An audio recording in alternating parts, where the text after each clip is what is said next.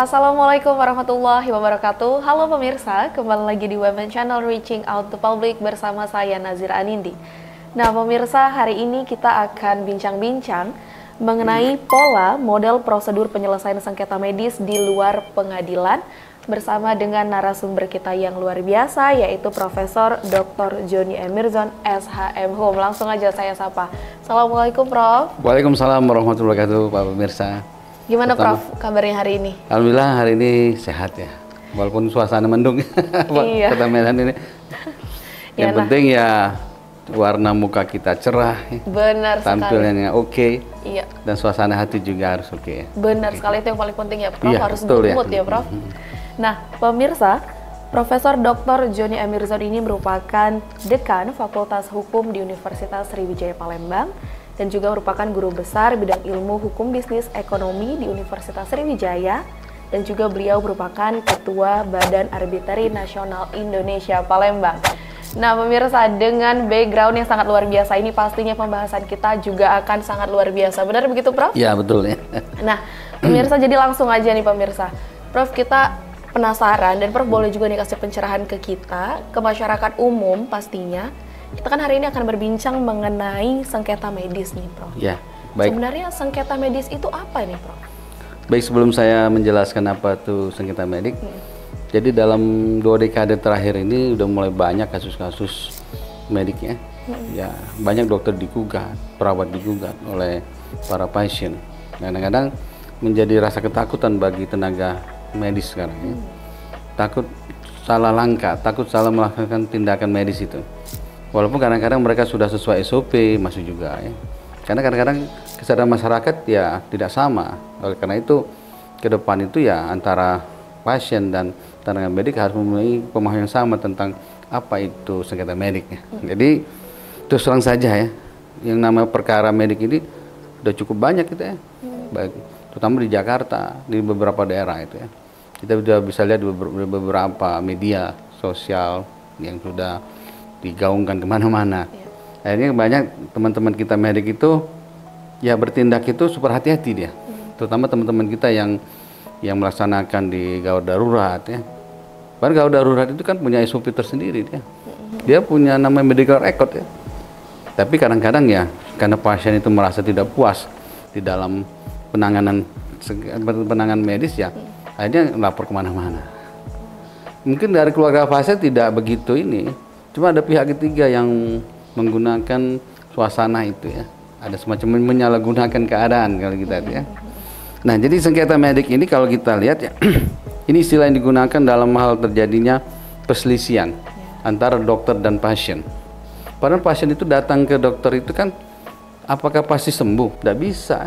Tapi ada harapan mau sembuh kan? Nah, karena dokter dia memiliki pengetahuan dan pengalaman yang cukup ya, itulah upaya dia. Memang dokter itu dia harus taat SOP kan, langkah-langkahnya itu. Nah, jadi yang nama sengketa medik ini ada yang tuntutan pasien dan keluarga setelah mendapatkan hasil pengobatan yang diberikan oleh dokter atau tenaga medik yang tidak sesuai. Jadi ada semacam perjanjian terapeutik di sini. Tapi perjanjian bukan perjanjian seperti perjanjian pada umumnya itu ya. Kalau jual beli oke kan, ada barang bayar. Kalau kita dosen, mahasiswa datang, kita ngajak kontrak kita kan. Lalu kalau dokter, pasien datang, lalu ditanya, apa keluhannya?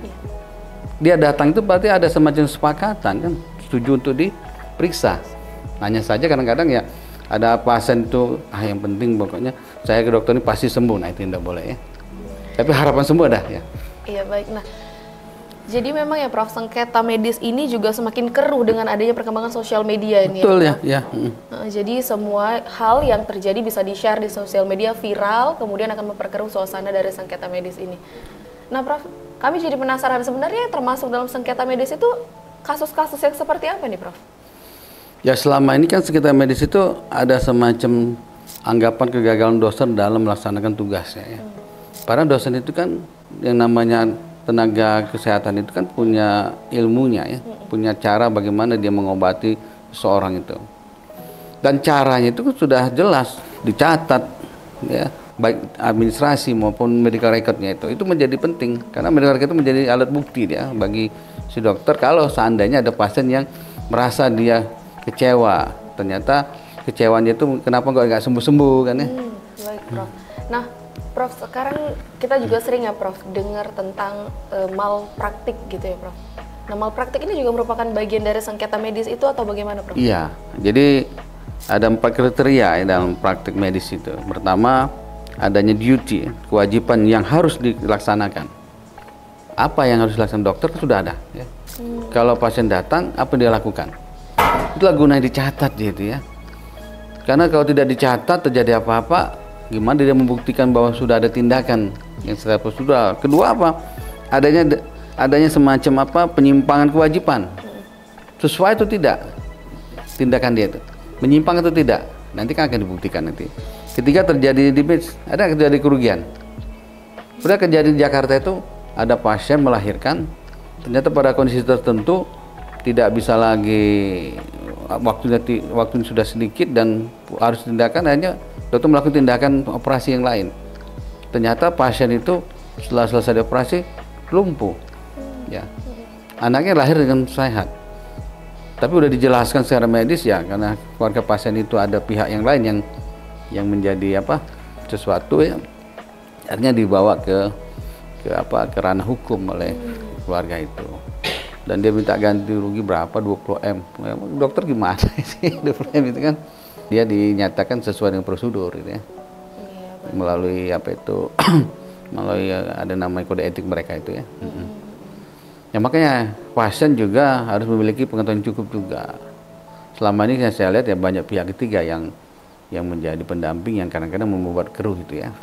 Dan yang keempat ini terbuktinya dari causal relationship ya antara pelanggaran dan kewajiban. Ada hubungan ya antara pelanggaran dengan kewajiban dengan yang harus dilakukan dengan kerugian itu. Kadang sama dengan kita perbuatan hukum kan, ada perbuatan melanggar, ada hubungan antara perbuatan dan kerugian itu. Nah itu ya. Baik, nah Prof, ini kan kita juga tadi cerita tentang konflik nih ya Prof.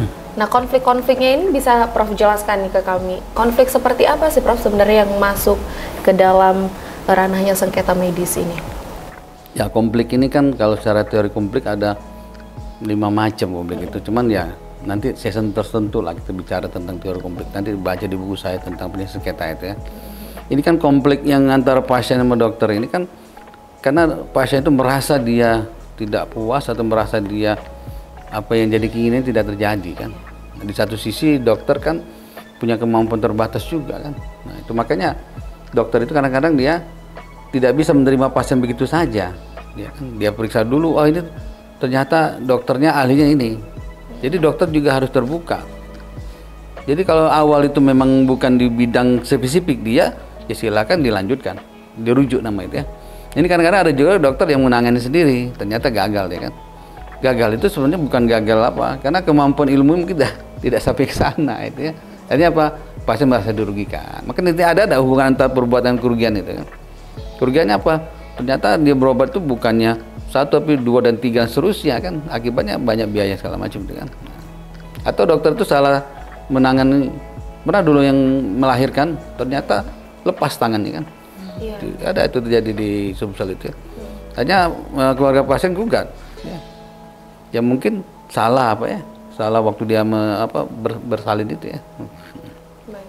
Nah Prof, saya juga baru tahu nih ya Prof, bahwa ternyata kalau sengketa medis ini bisa kita selesaikan di luar pengadilan ya Prof?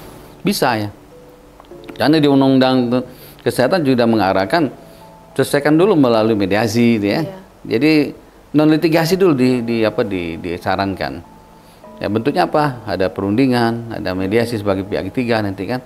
Bahkan sekarang sudah diarahkan ke arbitrase kesehatan sekarang. Ya tapi dalam arti luas tapi itu ya.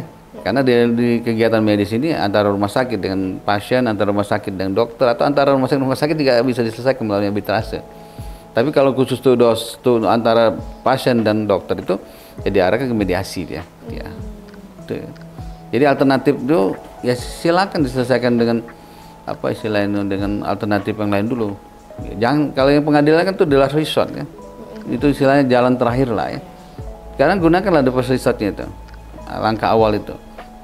Karena yang di sini yang diutamakan kan penyelesaian kan, bukannya ya, hitung untung ruginya kan. Ya, kalau pasien sudah meninggal misalnya, lalu diselidiki ada kelalaian, buktikan aja kelalaian itu kan. Tapi kalau pasien itu misalnya sembuh, ya pasiennya kan merasa luar biasa, terima kasih. Tapi kalau pasien itu dokternya gagal, nah makanya kadang-kadang dokter ada, oh ternyata stadium 4 misalnya kan, dokter bisa ngasih tahu ini sepertinya tidak bisa tuntas tapi 50-50. Nah 50-50 itu biasanya keluarga pasien harus ngerti kan. Kalau dia dilaksanakan ya masih setengahnya, keberhasilan itu masih ragu dia kan. Tapi kalau dilanjutkan, kalau dia dilanjut gimana? Makanya perlu nanti ada semacam perundingan yang dalam antara keluarga pasien sama si dokter itu. Tindakan seperti ini sepertinya hanya 50% misalnya keberhasilan. Tapi kalau tidak dilanjutkan ya tidak apa-apa. Prof, sejauh ini bagaimana nih Prof yang terjadi di masyarakat? Apakah sengketa medis ini sudah banyak Prof yang diselesaikan di luar dari pengadilan? Ya sebenarnya sudah banyak juga sih diselesaikan. Memang data sekarang ini ya belum kita koleksi yang ini. Tapi saya perhatikan selama ini beberapa kegiatan itu sudah cukup banyak sih. Kenapa? Di sini win-win solution ya. Ya sebenarnya bukan win-win game, bukan nyari menang atau kalah, tapi bagaimana menyelesaikan. Ya sepanjang pasien itu misalnya didampingi orang yang memahami itu enak. Tapi kalau pasien itu didampingi orang yang pikirannya duit, nah itu yang susah ya. Wah ini katanya kerugiannya sekian miliar. Di satu sisi ya dokter itu apakah punya kemampuan untuk itu kan? Nah, ya. Tapi saya kira ya sudah mulai ke arah ke penyelesaian di luar pengadilan itu. Kecuali kalau memang dokter itu ya memang dia punya track recordnya seperti itu yang kebanyakan yang dilanjut ke pengadilan itu. Akhirnya dia ke polisi dan seterusnya. Nah pemirsa, jadi itu tadi pesan dari Prof Joni bahwa jika kita memiliki sengketa medis jangan langsung kita selesaikan di pengadilan, tapi kita bisa menyelesaikannya melalui mediasi terlebih dahulu, dan pengadilan itu merupakan jalur yang paling terakhir gitu ya Prof? Iya betul ya. Nah Prof boleh nih terakhir Prof kasih closing statement Prof untuk pemirsa agar pemirsa juga lebih memahami bagaimana prosedur untuk menyelesaikan sengketa medis ini di luar dari pengadilan. Ya baik, sebenarnya konflik itu terjadi antara pasien sama dokter atau pasien dengan rumah sakit ya.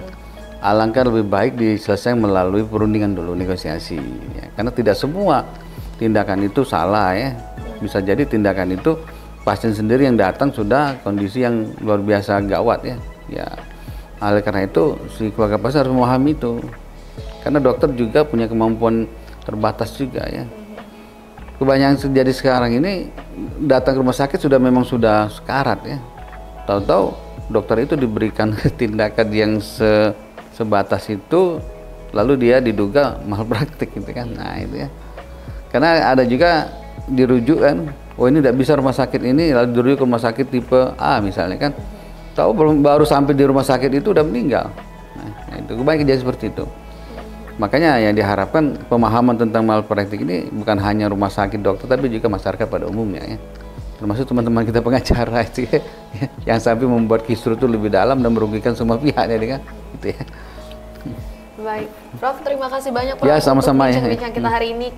Saya dan juga pastinya pemirsa di rumah jadi lebih punya pemahaman baru mengenai bagaimana cara menyelesaikan sengketa medis ini di luar pengadilan. Terima kasih banyak ya, Prof sama-sama. untuk ilmu luar biasanya. Ya, nah pemirsa, demikian lecturer on air kita hari ini, dan semoga kita juga bisa untuk bincang-bincang kembali nanti dengan Prof Joni mengenai topik yang lain pemirsa. Saya Nazira Anindi pamit undur diri. Wassalamualaikum warahmatullahi wabarakatuh. Bye. Bye.